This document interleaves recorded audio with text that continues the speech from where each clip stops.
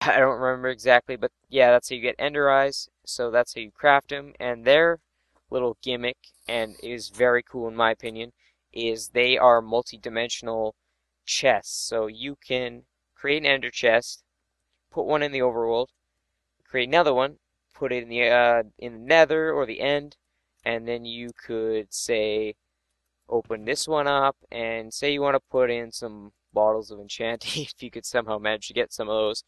So you throw that in the overworld chest. Now you head into the Nether, open this one up. Hey, look, they're there. So you might be thinking like, oh, I just put the same amount of bottles in each thing. Or maybe you're not thinking that because you actually read the snapshots, but as you can see, this one is gone. So the inventory is persistent you, across all dimensions. So it's very useful for transporting things. Uh, like say you had like a first aid kit or like something like a safety kit, like it had armor and a sword and something, just emergency stuff. And you wanted a set of that in every dimension without recreating it 3 times. So say you put like one set of it into this chest and you get in trouble in the Nether and you run and you grab your diamond armor and everything from the chest, you're good to go. So that's great.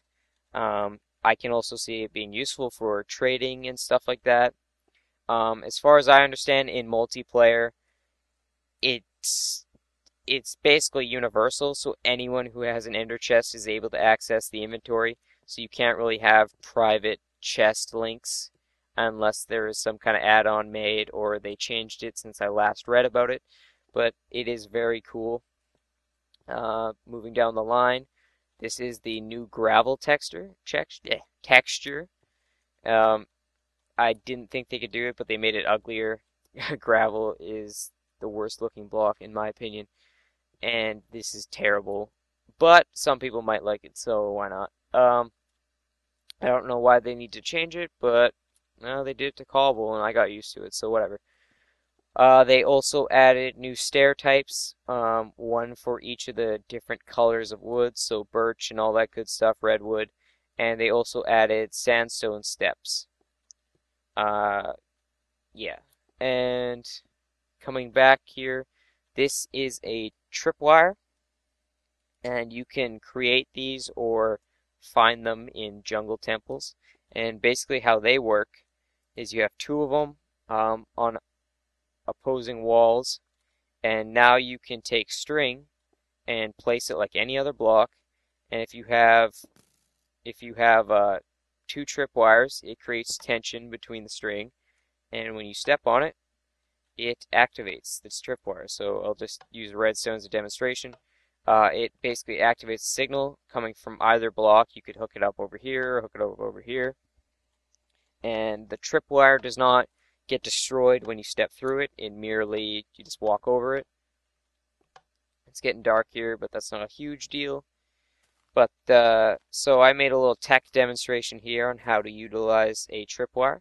So say you're walking down a tunnel and you're kind of moving pretty fast, or it's dark and you're not paying attention. I kind of spoiled it for you guys, but you're not paying attention and you step over the tripwire, and a wall drops and starts unloading arrows into you. So I didn't actually load arrows in because I'm lazy, but yeah, that's an example. I have the tripwire hooks inset to the wall so they're not obvious because the string is hard to see. So if I remove these torches, you would have a difficult time seeing the tripwire. So I am going to just light this up because this is the last part of my demonstration. It is by no means the last thing in the update, but I will have a changelog in the description as I always do. I'm just trying to cover some of the major bases. So they changed the way dispensers interact with different objects. So in each of these dispensers, I have a bucket of water and a bucket of lava. And before, if I would have hit this switch, it would have popped out a bucket of lava. But now, if I hit this switch, oops, there we go. I kind of, oh, I didn't know it absorbed it. That's cool. I kind of learned something new. Basically, it will actually dump the bucket of water out of the dispenser. So I kind of have it backwards here, or odd, but there we go. Now, when you hit a dispenser and have a bucket of water in there, it will actually push out the block of water instead of the bucket full of water. Same with lava here. Like I said, I didn't know, but it actually, if you hit the switch twice, it will absorb the bucket back. So that's pretty cool. You could use that in a lot of ways. And coming back to the other half, they also changed the way boats and mine carts work with dispensers. So now my pool wasn't big enough here, but you see what I did. Instead of popping out a boat in item form, it actually popped out a boat in ready to go form. So if you had one of these next to a lake, you would hop out a boat and be good to go. Same with mine carts. So automated stations, I think, are going to be a lot better. We'll soon be able to hit a button, a cart will pop out, and then you hop in, and then after a delay, it will activate some powered minecart or mine rails or something. I can see that being cool. But yeah, that's very awesome. I think it'll kind of can change up things. So instead of having like some kind of piston system to have a toggleable water thing, you can actually just absorb it into a dispenser and push it out whenever you need to. But yeah, I've pretty much covered everything. Oh yeah, I said I would come back to this. Pretty much covered everything in terms of new blocks, or talked about it at least. But I have one more major thing to cover, and we'll do it in the dark because I'm too lazy to throw it on a bed. But the new thing is trading. I talked about this before, but basically what trading is if you encounter a Testificate village exactly like this, and you see some of your buddy old pals walking around, you just simply right click on them and they will offer you a trade. So this guy wants 16 wool from me and he will give me 1 emerald. So that's how emeralds work as currency. I currently don't have any wool, so I'm gonna go talk to one of these guys. How you doing down there? This guy wants to offer me a leather chest plate for 4 emeralds. So if I trade him like that, he remains in the floor, excited, I guess, and I get my tunic.